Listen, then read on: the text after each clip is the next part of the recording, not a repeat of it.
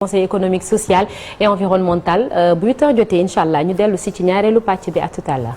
ci yite ak sa askan bi soit président saisir ñu ci ay mbir ñu dox ko ñu am ci réponse constitué ko avec notre secrétaire général ak l'ensemble de son administration ñu liggéey ci liggéey bu rafet jox ko gouvernement ou alors ñun suñu bopp comme ni ñu nekk di ko def temps yi sur la protection sociale ñu liggéey ci mais soo gisee ñu ne moom fulaluñu ci loolu c'est-à-dire que moom bi mu ñëwee bi léegi en réalité l'homme d'État qu'on attend de lui pour que mu manager conseil économique parce que quand même man mi wax yow maa ngi foofu depuis 2012 Aminata Tall bu mu fa nekkoon maa nga fa soxna Mimi Touré mu fa nekkee maa ngi foofu moom mi ñëw mais présidence institution mel ni boo ci nekkee dafa am loo xam ne nga war a wone à l'égard des conseils. lu tax waxul leen ko avant loolu parce que apparemment non bi mu defee sa sortie ci lañ ko dégg.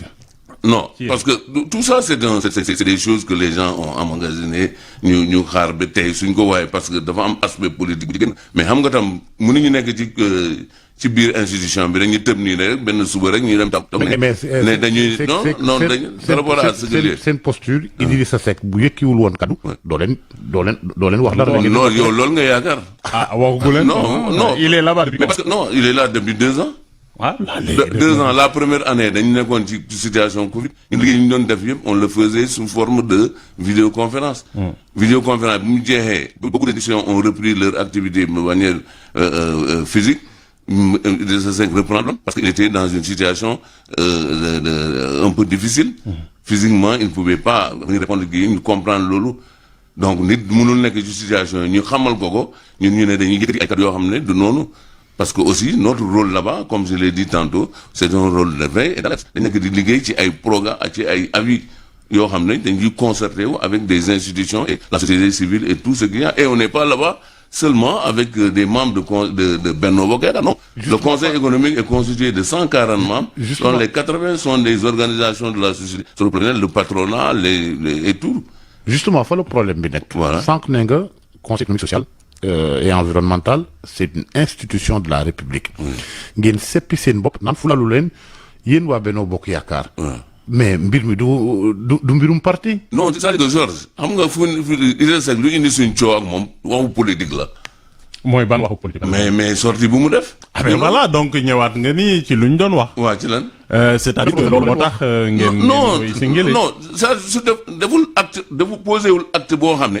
publiquement ñun gis nañ ne institutionnellement dañ ci war a wax acte bu mu posé c'est politique moo dañu amoon politique loolu nag ñaari mbir la attention nous on n'est pas en train de ci loolu mun nañ peut-être waxtaan bi mun nañ génne kii ñun peser nañ xam nañ ce qu'il faut en réalité par rapport aux réponses que nous voulons pas dans le travail qu'on attend de lui dans l'institution. Mais par rapport ak politiquement. mais quand même lan ngeen koy reprocher concrètement. Politiquement justement parce que moom il a fait une conférence de presse. Comme nu mu amee droit di ko def. yor na son parti politique c'est yelu ko. ci seen parti yéen parti au pouvoir. mais moi il a le droit. Quel est le problème? Non on n'a jamais dit qu'il n'a pas le droit. ñun waxuñu ne moom amul droit mais dafa am ay cohérence yi war a topp loolu. courage politique boobu boo ko amee comme moom fierté bu mu am di exprimer yooyu bu amee loolu ñun dañ jàpp ne dafa war a dem jusqu'au bout. aller jusqu'au bout c'est-à-dire étant donné le président de Benno Bokk Yaakaar qui se trouve être Macky Sall moom ci conférence LAD la bokk waxtaanuma ak moom loolu ne damay wax candidature ak yooyu naa jàpp ne rek lu ma dënk naa ko jox. mais moom est-ce que mus na leen dénk nii moom dina topp Macky Sall au-delà de 2024. non. musul ko wax. non du ko mais déjà. wax na ko il a toujours dit que nu mu tudd moom day nekk candidat. donc non il n'a toujours pas dit quand il venait il n'a pas dit ça. ñun kon coalition bi rappelez-vous que c'est une coalition qui est là depuis plus d'une décennie. Depuis 2012 ñu ngi fi. Avec des conférences, avec des LAD aussi charismatiques que lui. Est-ce que vous êtes dans le secret de ce qu'il s'est dit avec Macky Sall mu ñëw ndax du yéen la waxal Macky Sall la waxal. Il y a pas de secret lui il a dit ce qu'il est dañ waxtaan na ak Macky Sall ñu julendu ak moom tout ça loolu loolu lay fës ak lay non amul lenn lu mu wax ak Macky Sall loo xam ne jëm na ci loolu parce que la coalition Benno Bokk Yaakaar yéen dégg ngeen ko fii à travers tout le territoire national les militants que nous sommes des militants au niveau de nos bases respectives les gens se sont réunis ils se sont exprimés dans toutes les entités de la coalition pour exprimer leur désir de voir Macky Sall poursuivre son mandat. Mais si loolu est-ce que quelque part du seen candidat bi que je dis du seen président bi Macky Sall moo indi li nu mel. Parce que nous sommes à 10 mois de la. waaw loolu yéen seen calendrier la je vais y arriver. Nous sommes à 10 mois de la présidentielle. ba léegi nii ñoom xamuñu ndax dina nekk candidat. En même temps ñoom peut-être. En tout cas, presque, mais Macky Sall, il est dans une corporation, il est dans une coalition avec des LAD. Mais d'accord, les xamuñu ndax dina nekk wala du nekk candidat. Et en même temps, bu fekkee peut-être nekkuñu candidat, nekkul candidat, xëy na mun na gàllankoor seen candidature. Non, pourquoi il se détermine pas? Est-ce que du loolu mooy problème bi? Justement, c'est là où je suis en train de répondre. Pourquoi il se détermine pas? Parce que simplement, moom dafa am le calendrier bu mu teg ak la coalition, avec la conférence des LAD. Les gens là, ils sont là avant Idrissa Seck. Ils travaillent depuis très longtemps. Le Parti Socialiste, vous vous rappelez quand Wilane avait fait une déclaration? Ah ben voilà, mais Wilane, c'est un militant au sein de l'OPG. Ce n'est pas le président du Parti Socialiste qui avait parlé. Tous les partis yi nekk ci coalition. C'est comme si moi, je disais autre chose. Idrissa Seck, quand même, c'est une voix autorisée. Moi, patron Rémi. Il est dans la conférence des LAD. Ouais, kaddu yu mel noonu. Keneen bu ko waxoon, ça ne dérangera personne. Ça, c'est clair. Keneen bu ko waxoon du déranger kenn. Mais comme moom là, il est dans la conférence des LAD. Il travaille avec, en principe, il se voit régulièrement. Donc, s'il se dégage une stratégie là-bas, cette stratégie-là doit être respectée par Idrissa Seck. Mais foofu kenn ci yéen xam nga mosu leen dégg Idrissa Seck mu ne bokk na ci ñi xelal Macky Sall mu noppi bañ a wax ci mbirum candidature. Idrissa Seck moo wax loolu. Justement, moi je ne crois en rien de tout cela. kenn démentiru ko. Non xam nga tam nekk fii di démentir ay cabinet non quand même yéen mën ak yéen ay Sénégalais lañ nekk nañ fii on sait qui c'est Idrissa Seck quand même ah. torture muy wax. alors d'accord ngeen indi ko à vos côtés s'il est aussi torture. Ça il faut poser la question à Macky Sall. Comment si j'étais à sa place peut-être que j'aurais une autre. Justement est-ce que loolu warul mën a tax yéen ngeen maandu ci mbir mi. Non naka la ñuy mandu. parce que day ñu mandu parce que ay militants lañ. Attends non du ñu mën a mandu parce que ay militants lañ.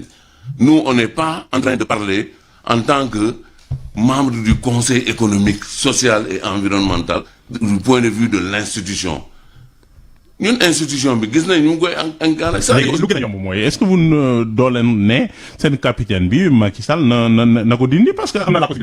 mais biir mu signé. mais ñun loolu la ñu ko jóge fa. ñun c'est-à-dire que ñun loolu mun nañ ko wax nii de par voie de kii mais ñun dañu jàpp ne. waaw Idrissa Seck ak lu muy ne moom loolu lay incarné. lui il est trop fier quoi. moom dafa jàpp ne dafa dafa am ay valeurs yu muy incarné et cetera mais parmi ces valeurs là yu muy exprimer yooyu la logique voudrait que boo defee yu mel nii nga ne bon man compte tenu de tout ça génn naa coalition Benno Bokk Yaakaar ah parce que ñoom ba léegi kenn mu waxul ndax day nekk candidat et kon moom. dama gis ni man réew mi moom mënuñu fi organiser élection présidentielle te duma fa bokk donc man je considère que damay dem sama bopp créer sama coalition et puis lépp loo xam ne dafa coalition Benno Bokk Yaakaar laa ko amee mooy décret bi c'est un décret politique qu'il a mis là-bas. Et les députés. Rewmi. Les députés de Rewmi. Mais là c'est notre lecture. ñooñu waxuñu à l'Assemblée nationale. Mais ñooñu qui t'a dit que ñooñu dañ koy suivre. Les équilibres. Mais attends, est-ce que vont le suivre? C'est lui qui a parlé. Nous, on parle de lui encore. Nous, on parle des Seck, on ne parle pas des autres, des députés ak yeneen yi. Sëñ Sadia. Oui. Est-ce que ci ab démocratie parti démocratie coalition est-ce que yoon mayu ko itam moom mu naan je suis candidat à la candidature de Benno. Démocratie parti d'abord mu ngi commencé ci biir coalition boobu sax c'est-à-dire ci biir conférence des LAD boobu ma la wax ne yow bi nga nekkee fii bi ak les coalition Benno Bokk Yaakaar dans la conférence des LAD vous n'avez entendu aucun de parti dire qu'il est candidat. Mais est-ce qu'il n'a pas le droit je veux dire. Non c'est est-ce que démocratie ci biir coalition may ko. dama ne comme il a ce droit là il n'a qu'à aussi avoir le courage politique là d'aller jusqu'au bout de dire compte tenu de tout cela je dégage mes responsabilités en tant que président du conseil économique. Apparemment pratiquement il y a pas de démocratie au sein de Benno Bokk Yaakaar parce que pour yéen Macky Sall rek moo war a nekk candidat. On n'a jamais dit ça non Georges man encore une fois donc laissez la liberté au moins. Non mu wax la nga xamante ne moom la nam. Non attends Georges non je crois que vous voulez pas comprendre ce que je suis en train de dire Idrissa Seck est dans la coalition Benno Bokk Yaakaar. Dans la coalition Benno Bokk Yaakaar. Yéen a ko dem jëli indi. Yéen a ko dem jëli effectivement mais il a accepté. mais mënoo jël nit nii comme ça dugal ko ci lu mu bëggul. Donc il y a des principes et des règles de fonctionnement là-bas. Par rapport à la candidature, ils se sont tous mis d'accord et c'est ce que nous avons constaté que par rapport à cette candidature-là, laissons le soin aux militants de dire ce qu'ils pensent de tout cela. Et les militants, de façon générale, expriment leur souhait de voir Macky Sall briguer un deuxième quinquennat. Est-ce que moom bi muy ñëw waxtaan ngeen nii que nu mu tudd 2024 du candidat. Mais est-ce que waxtaan ngeen loolu. est-ce que da continuer di nekk c'est derrière Macky Sall. yow loo may laaj loolu dafa nekk ci biir conférence des Liadé. man dama constaté ne dans la conférence des Liadé principe boobu. la garantie ça. non ça de garantie boobu man nekkuma conférence des Liadé si ma nekk fu ma nekkoon foofu. j'allais vous dire clairement que c'est ce qu'on s'est dit mais ñun constat bu ñu def mooy loolu te loolu moo am. Le président Macky Sall n'a jamais dit à personne ici qu'il sera candidat ou pas, mais nous, en tant que militants, c'est notre souhait. Et on est en train de le dire partout. Donc, si biir coalition boobu, bu keneen amee position bu ngay def comme on def nii, mais les autres militants que nous sommes, nous avons le droit de dire que, mais lii waroo ko parce que lii waxuñu ko. ñun waxuñu ko au niveau de la base, c'est tout. léegi moom démb sax tontu na ci ab bataaxal woo ñi nga xamante ne ñoo di ay militants ñu bañ a tontu ci cawleeg attaques yeeg yu ni mel. te ba léegi mu ngi conseil économique social et environnemental yéen ngeen ne il faut mu dem jusqu'au bout bu fekkee ne il est logique avec lui-même tekki ndomal tànkam ci conseil économique social et environnemental defagu ko yéen ban stratégie ngeen bëgg na da jël. dinaa communiqué boobu ñu ne dafa wax ne gars yi bu ñu tënku tant que Macky Sall waxul mais ça moom mu am na ne Macky Sall va pas être à ce niveau d'ordure di tontu ay kàddu yu mel nii non il ne fera pas. ñun encore une fois au niveau du conseil économique et social dafa am lu ñu tënk foofu c'est-à-dire je l'ai dit tantôt ñëwoon naa fii on a parlé de la Covid et tout donc liggéey yooyu lañ nekk ak moom. Je vais vous dire une chose il est là depuis 2020 mais je ne peux pas vous dire avec exactitude que kii ci biir institution bi lii ak lii la am liggéey lu ak ñi. Non, nous on fait tout avec notre secrétaire général. Tout le travail qu'on fait, on fait avec le secrétaire général. Nous avons une production, il ouvre la session d'Emna. Il passe tout son temps à voyager. Pendant la Covid, on sait qu'il était malade à un moment donné, il ne pouvait pas parler. Mimi Touré aussi, si je me single, il y a un certain moment. Ah non, ça je ne me pas surprise. Mais Touré, on l'a pas. C'est une institution. Non, Amoul. Touré, on a travaillé sur la Covid et beaucoup de réflexions. On a défendu ça, voilà. On est pas. Gestion, non, gestion, c'est les personnes extérieures à l'institution qui l'ont accusé des choses que nous, en tant que conseillers, on ne maîtrise pas. Ça, c'est pas dans nous fonctionnement là. Les représentations que j'ai faites au nom du conseil à travers le territoire, dans le cadre de mes fonctions de rapporteur de la commission santé et affaires sociales. Mais si ce n'était pas le secrétaire général de l'institution, mais il y a une copie. Est-ce que situation bi je sais qu'il n'est pas en train de travailler. Est-ce que situation bi mënul indi blocage diggante yéen conseil yi parce que boo leen déggootu ki nga xamante ne moo di njiit la liggéey ba boo mu am gàllankoor. Non, je ne pense pas parce que dans le bureau, encore une fois, dans le bureau. Même si vous faites qu'il y a un secrétaire général bi ngeen liggéey mais secrétaire général bi mu ci sous l'autorité du président. Oui, mais si ça se trouve que le président lui ne travaille pas, il ne conçoit pas les choses comme ça devait se faire. Le président m'a convoqué session régulièrement. Je rappelle que la dernière session, c'est la question dans laquelle nous sommes en train d'évoluer là.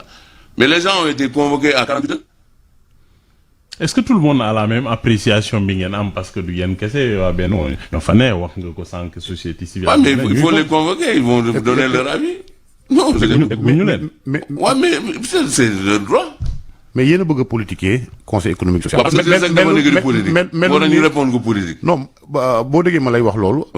Conseil économique social amul ay groupe ga. Non, Assemblée nationale lañu am groupe parlementaire Benno Bokk Yaakaar ay yeen avec yu mel. Non, yeen ñep décret lañ leen nommé. Attends, c'est-à-dire que Georges, lolu mom buñu bëggé du ci génn. Conseil économique et social on a pris le soin de nommer le président par décret. Yéen ñëpp dañ et leen le nommé. président waaw. yéen ñëpp dañ leen nommé. waaw kenn falu léegi yeneen organisation yi fa nekk.